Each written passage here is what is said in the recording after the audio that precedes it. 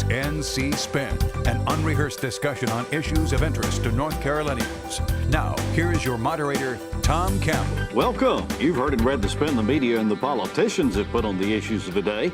To get the correct spin on what's going on in North Carolina, let's introduce you to our panel of experts. They include syndicated columnist and author John Hood, Becki Gray from the John Locke Foundation, political consultant Brad Crone, and Chris Fitzsimon from NC Policy Watch. Well, Tuesday's election day, and those of us who haven't already voted are going to go to the polls to cast ballots in this 2016 election. The unanimous emotion is one of relief that this long, contentious campaign is over. We want our panel to give you their last thoughts up and down the ballot as to what we can expect. North Carolina has one of the longest ballots of any state, but there are 3 elections this year that have drawn national attention and overshadowed the rest. The presidential nod in our state, the North Carolina vote for the U.S. Senate, and the gubernatorial election. We want our panel to give you their perspective. John Hood, actually over 2 million of us have already voted. Is the early turnout larger than in the past? And who do we know is voting, who isn't, and what does it tell you about what we might expect Tuesday? Well, the answer to your first question is yes, it is larger than before for a variety of reasons. People are looking at the early vote totals and drawing lots of conclusions. Some people are excited. Republicans are doing better in early vote than they've done in past presidential years. Democrats, particularly African-American voters that are disproportionately Democrats, are not turning out in as large numbers as we saw in 2012. However, it's important not to overread that information. As I've argued many times, there is not very good evidence that early voting per se increases overall turnout, at least not very much.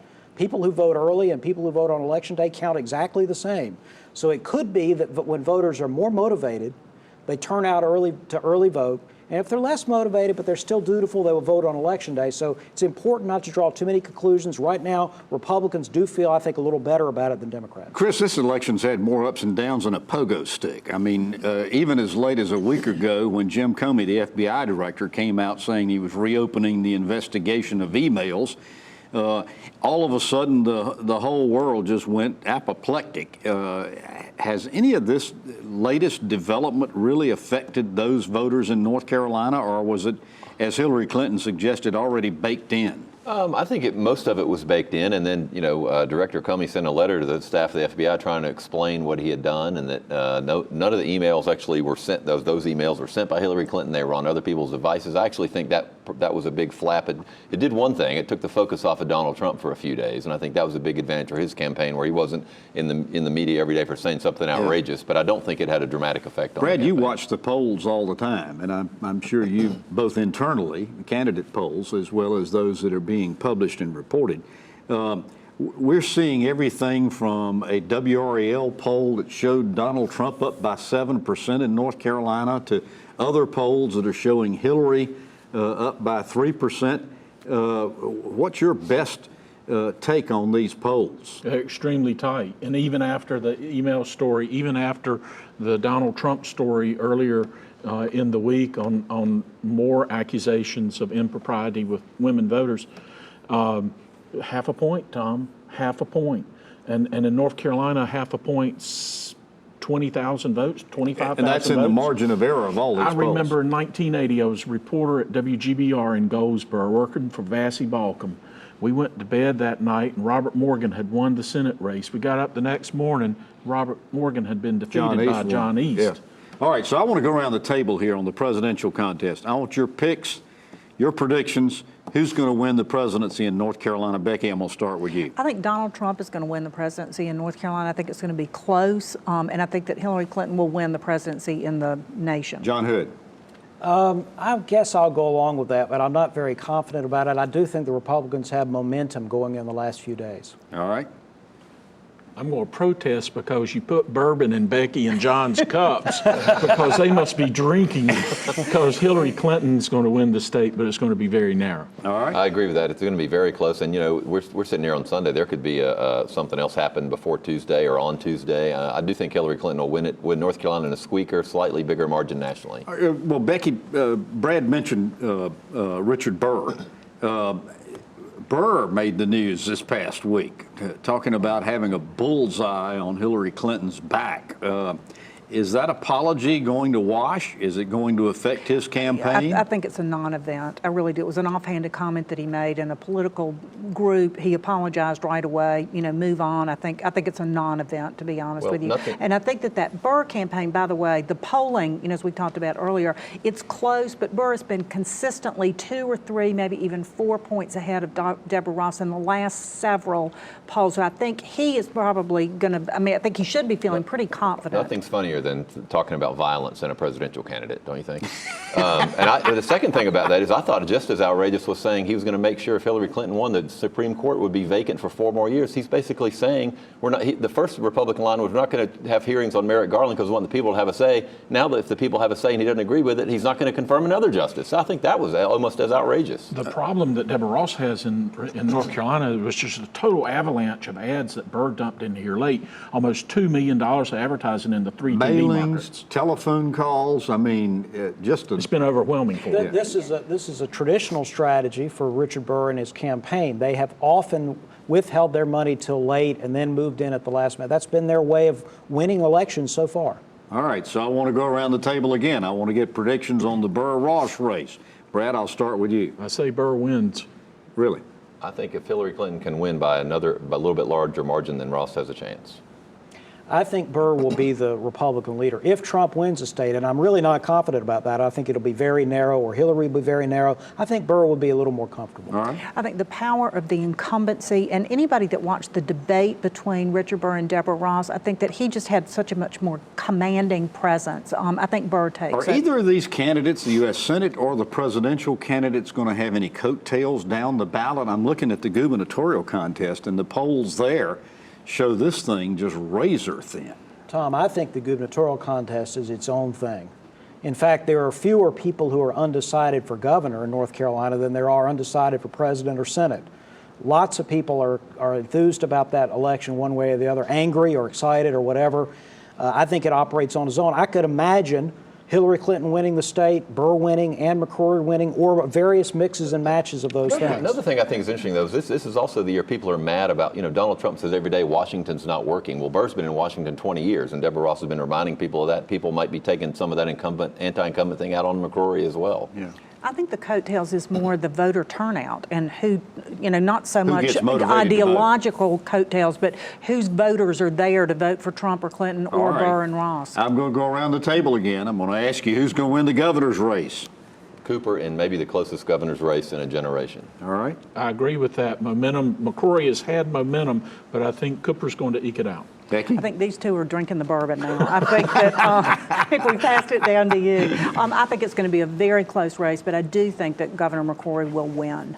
John? I am a teetotaler, and my sober assessment is that I don't know, but I think maybe McCrory edges out Cooper. I think this will be the closest gubernatorial race in the history of North Carolina, not just in modern times. Yeah. And in the country. Is HB2, is that already off the table, no longer a factor in this race? Or Of course it's a factor in the race. Yeah. But is it enough to put Cooper over the top? That's the question. And where are your unaffiliated voters? Your unaffiliated voters in the metro areas are clued into it and paying attention to it. Outside the rural areas, probably not as much. All right. We thank you for watching NC Spin on the air or on YouTube. Here's a reminder, there's much more on our website, ncspin.com, or NC Spin on Facebook. You'll find video footage not seen anywhere else, perspective pieces from our panel, and my weekly column. Get more balanced debate from the Old North State on ncspin.com, NC Spin on Facebook, or on Twitter at NC Spin Tweets. We go down the ballot after these messages. NC Spin will return after these messages. Vote. This single word is vital to the future of our nation. In the coming weeks, you will have the opportunity to cast your vote. It's your chance to shape the future of your community, state, and country. It's your chance to make your voice heard. I'm asking you as a fellow North Carolinian to encourage every family member, friend, and neighbor to cast their vote. On Tuesday, November the 8th, be a part of our future and go vote. I help educate and inspire visually impaired students to strive for a brighter future. I make sure visitors to the North Carolina Zoo take a walk on the wild side. And I make sure that the fuel you buy is a quality product from pipeline to pump. I support small businesses in North Carolina by matching them with hard-working, well-trained employees. I make sure the roads you drive on are safe. Scenic, the one voice speaking in support of the men and women who are making North Carolina great. You sign up, you ship out, you serve, deployments get longer, families stretch thinner, all for our freedom. Obama doesn't get it. Hillary's even worse. They pretend we're not at war, put you in harm's way, and forget about you when you get home. It's a disgrace.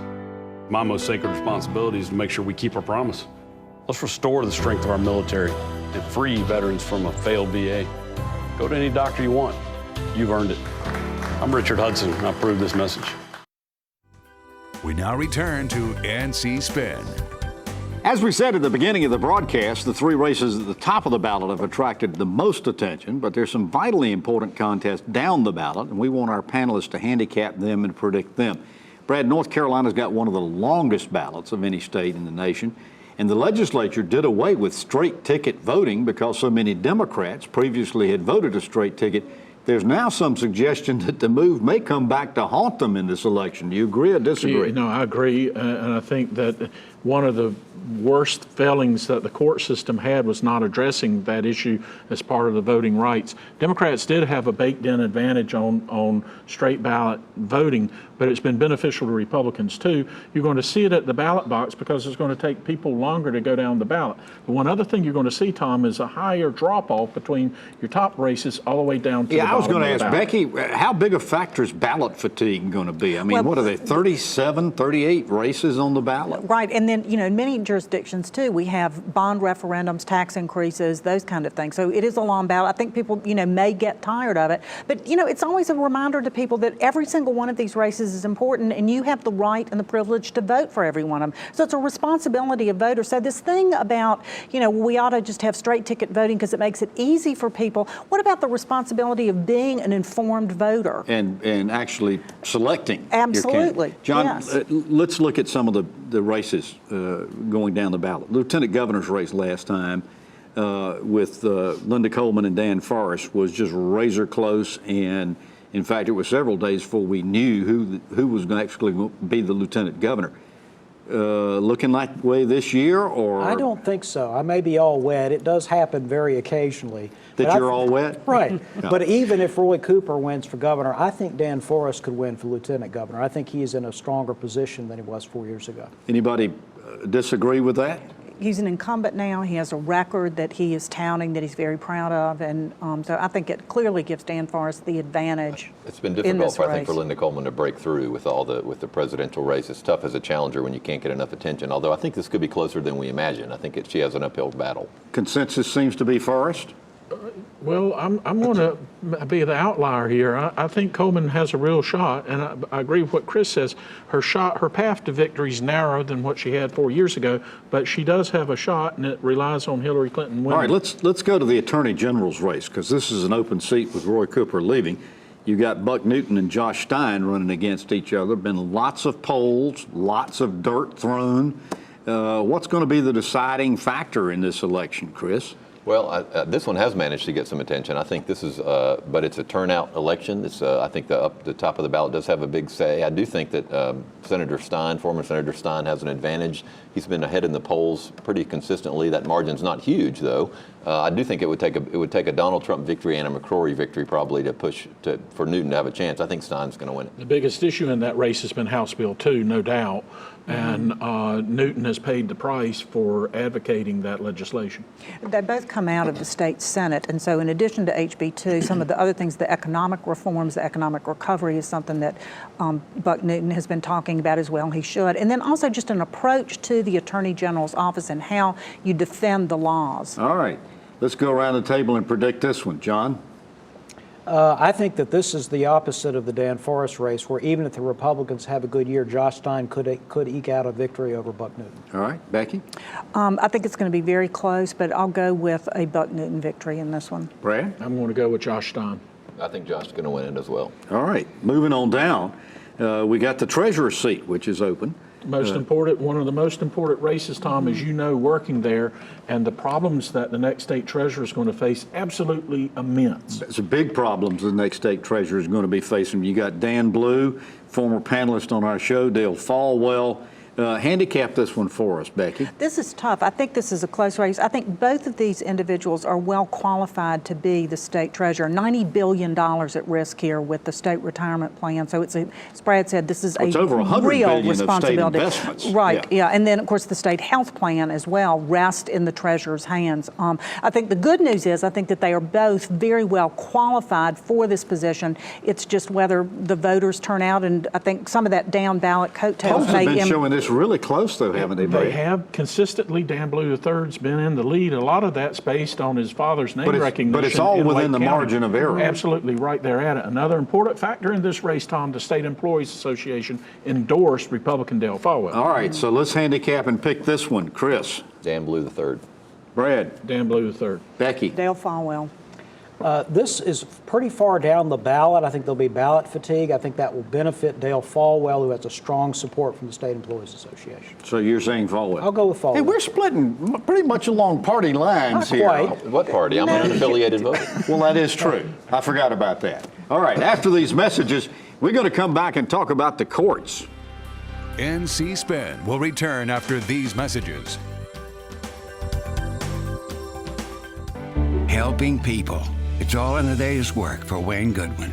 As Commissioner of Insurance, Wayne Goodwin's been a tireless advocate for North Carolina families, helping more than 100,000 seniors enroll in the Medicare drug plan while protecting them from insurance scams. And Wayne Goodwin has been fighting big insurance companies' proposals to raise rates for car, home, and health insurance. Wayne Goodwin, more than a public servant, a true friend for consumers. You sign up, you ship out, you serve, deployments get longer, families stretch thinner, all for our freedom. Obama doesn't get it. Hillary's even worse. They pretend we're not at war, put you in harm's way, and forget about you when you get home. It's a disgrace. My most sacred responsibility is to make sure we keep our promise. Let's restore the strength of our military and free veterans from a failed VA. Go to any doctor you want. You've earned it. I'm Richard Hudson, and I approve this message. You sleep on concrete till your body get immune to concrete. My mom got my brother and I up and said, come on, we're leaving. I became homeless in the beginning of this year. When I was about 4 or 5 years old, our house caught fire. I used to see my brother. If he see me, he'd turn and go the other direction. We did the only thing that we could think of, and we went to a Salvation Army shelter. You know, we don't have this, like, what's your background look like? We just say, what do you need?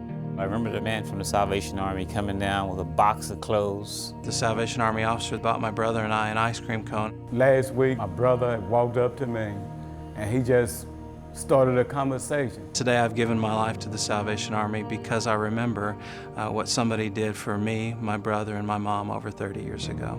The Salvation Army for me means hope. Compassion. Family. Support.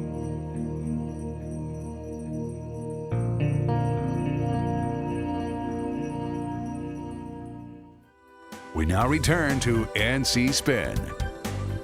It's become obvious that appellate court decisions play a large role in public policy issues in our state.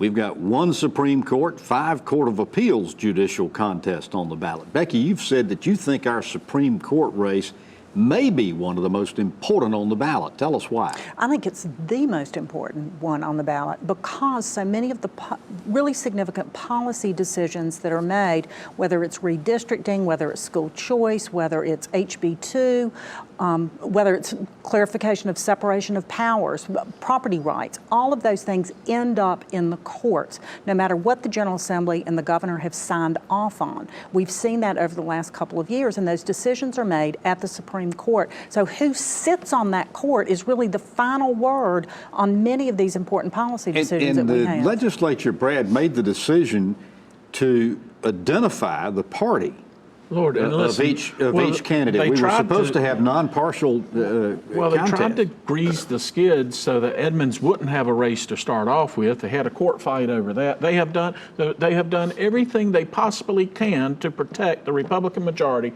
on the state Supreme Court. And then they have the audacity to come out and say, well, there's no politics here. Now, just to be clear, the state Supreme Court race, Edmonds versus Mike Morgan, will not have party labels on the ballot. The Court of Appeals races will have the party labels on the ballot. Now, there's an important, objective, logical distinction between these two that I'm not aware of. I was getting but ready I'm to sure say, there is one. help elaborate on this. All right, so let's get into this. We've got Bob Edmonds, Robert Edmonds, who is an incumbent Supreme Court justice running against Michael Morgan, who's an African-American judge.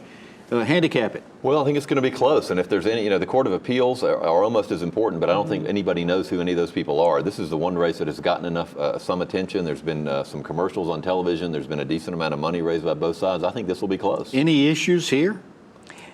Issues that they're dealing with? In this particular contest, they can't talk public policy issues, but I mean... They're so limited in what they can talk about. There, as Chris mentioned, there has been TV spent on the Supreme Court races, not for the Court of Appeals races. Now, on that, what I would say about the Supreme Court races, there's basically one issue. For people who are paying attention at all, Mike Morgan, who's the Democrat challenger, has been saying, Bob Edmonds says he's a conservative judge. I think it's inappropriate to say you're a conservative judge. Every time Mike Morgan says that, Bob Edmonds thinks, great, he's telling more voters I'm a conservative judge. Tom, the one issue that people don't talk about, they don't understand because they don't get into the nuts and bolts of how our courts run across the state, but our Supreme Court has been negligent. Our Chief Justice has been negligent in taking care of our district court and our superior court systems, our clerks of court, and making sure that the prosecutors have appropriate staffs. They have absolutely given up going to the legislature and say, we got to have money to run our courts. All right, so let's go around and let's on the Supreme Court, get your picks on the court. Chris? I think Morgan and a squeaker. Morgan and a squeaker. I think Bob Edmonds by 3, 4, 5%. He's an incumbent. He has a record that he's running on, and he's a conservative judge. John? I think Bob Edmonds will win. This is sounding like a broken record. All right, let's move to the Court of Appeals race. We've got Richard Dietz, who's a current appointee by Governor McCrory running against Vince Rozier. Handicap that, Brad? Well, it's really difficult to handicap. It hadn't gotten a lot of attention. I think it'll come back down to partisan lines. I think Vince Rozier has done a very good job on the district court bench in Wake County. He has a base to run from. Rozier will win. You think? Anybody? Well, I think the urban base will be if he does win, that'll be why. Okay. Well, Richard Dietz is also from an urban base, and I think that he actually, across the aisle, Dietz is considered a rising star. Becki? He is considered a rising star. These are hard to predict. So much of it is who turns out and how many, I think these are ones Republicans are going to vote for Republicans, Democrats are going to vote for Democrats. Let's move down these very quickly. We got Bob Hunter running against Abe Jones. I think Hunter wins that. I think Hunter's well known across the state and the legal Name circuit. recognition. Right. Linda Stevens, current Court of Appeal judge running against Phil Berger Jr. Despite the ballot shenanigans, I think Linda Stevens is going to win this. I think Phil Berger because of the name recognition of his dad, who is the president of the Senate. All right, how about Valerie Zachary, who was appointed by Governor McCrory running against Ricky McCoy Mitchell? I have no clue in who will win that race. I think that one will go to the candidate that is more obviously female in the name. Interesting. That's about as much as some people have to go on. Well, you don't know who these people are. All right, so then there's a seat that Martha Geer vacated. We've got Margaret Eagles and Hunter Murphy running in that race. Any feel for that one? I think for the same reason that Valerie Zachary has an advantage, being a female running for judicial race, they tend to do well with, you have limited information. So I think Margaret Eagles has an advantage there. I've heard more about Eagles simply because of her father's experience. Exactly. Yeah, exactly. Okay. After these messages, we're going to handicap the legislature for you. NC Spin is brought to you in part by the North Carolina Farm Bureau. The Farm Bureau and Agriculture. We keep North Carolina growing.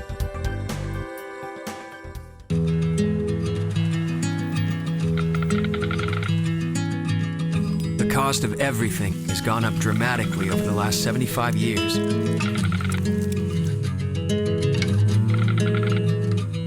With one exception, keeping electricity affordable. That's the power of your co-op membership. Learn more at togetherwesave.com. North Carolina's Touchstone Energy Cooperatives, looking out for you. It's a fact, patients who receive care in the medical home from a trusted family physician reduce healthcare costs through prevention, early detection, and affordable management of high-cost chronic diseases. Every dollar invested in healthcare matters. Let's invest them wisely. Building on North Carolina's medical home model, better health begins with a medical home, a trusted family physician, the best return on our healthcare investment. Learn about the importance of medical homes at ournchealthcare.com. I help educate and inspire visually impaired students to strive for a brighter future. I make sure visitors to the North Carolina Zoo take a walk on the wild side. And I make sure that the fuel you buy is a quality product from pipeline to pump. I support small businesses in North Carolina by matching them with hard-working, well-trained employees. I make sure the roads you drive on are safe. Scenic, the one voice speaking in support of the men and women who are making North Carolina great. We now return to NC Spin. Continue our election coverage down the ballot. We want to talk about the legislature. The big question there, Chris, is whether or not the Democrats can capture enough seats to overturn the veto-proof supermajorities the Republicans had. You predicted they could. Well, I do, but I think it's really important to say they just don't need to do it by one vote. There are some very conservative Democrats, a handful who have voted with Republicans the whole time. So even if they break the supermajority on election night, that doesn't mean they'll be overriding every veto. All right, John, let's go down the list. We've asked each of you to pick some races that you're watching. Hit yours. Well, on the Senate side, I'd look at Senate District 9, which is in the Wilmington, New Hanover area. That's Michael Lee, the Republican incumbent, versus Democrat Andrew Barnhill. Expensive race, I think the second most expensive race in the state. I think Lee has an edge, but it is highly competitive. On the House side, if you go to the other part of the state, into the mountains, House 115, John Ager, the Democratic incumbent, is actually facing a spirited challenge from a Republican opponent, Frank Moretz. Might be tough for Moretz, but not impossible. All right, Becki, hit yours. The North Carolina Senate, the Guilford County Senate seat, Trudy Wade is the incumbent there. That's Senate 27. Yeah, she ruffled some feathers during this session, particularly locally. I think she's struggling to hang on to that seat, but she's got a lot of support in the Senate.